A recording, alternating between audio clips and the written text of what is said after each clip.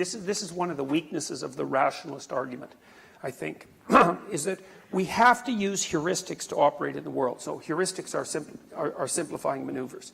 And there's no option. You have to use heuristics. And the reason for that is because there is a lot more world than there is of you. And so you take this incredibly complex reality and you simplify it. And now the simplifications have to have merit. And what makes them have merit is a topic for a very lengthy discussion. But to produce those simplifications, you have to use heuristics. You have to use cognitive shortcuts.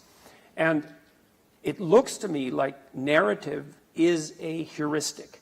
And that the reason that we need to tell stories and that we probably need to have our ethic grounded in stories is because you can't make a list of rules that will tell you how to live. Rules don't suffice.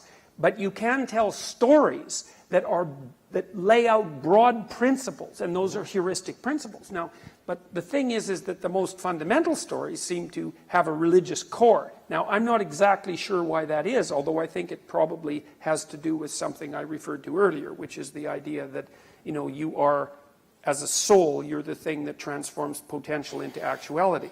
That seems to be the grounding concept in some sense. So that's the grounding concept. There's something divine about that. Out of that arises a sequence of stories that are shaped across perhaps evolutionary history, and inside that our more articulated ethic exists. And I don't see a way out of that, because you cannot make an exhaustive list of rules that enable ethical movement forward, and you'd need to do that if you had a purely rational view of the way that human cognition functions. It's something like that. So let's pause right there. Can either one of you figure out a way out of that? I mean, that would be the answer that an objectivist would want to have, right? Here we are. We got a whole bunch of them right in front of you. So I don't think you could have a list of rules if the rule you're meaning something like an algorithm that you live your life by. Exactly, and an algorithm. I think that's just not something we can do. That's not the way the human mind works, and the world is complicated, and you're not going to get a bunch of if-then statements that take you to. But I mean, you can't even do that for a lot of physical systems to explain them. Right. But I think we can understand them rationally. Now, this might be similar to what we were talking about in the green room about Sam's view of reason and yours and mine. We might got to figure out where they all lie. But I don't think reason is just about coming up with algorithms. I think we come up with concepts. Concepts enable us to assimilate vast quantities of similar things to one another and learn from about future instances from past ones. We can get quite subtle principles, but I think moral principles are not things that take the form of simple rules. Don't lie. They're, to take Rand's version of the virtue of honesty, which isn't don't lie, it's your recognition of the fact that what's unreal is unreal and it can't be of value. So faking things won't work. It won't make them real. Somehow the thing you fake is going to come back to haunt you. That's not a simple rule of what to do in each situation. It's a kind of broad fact that you can use to steer your life by.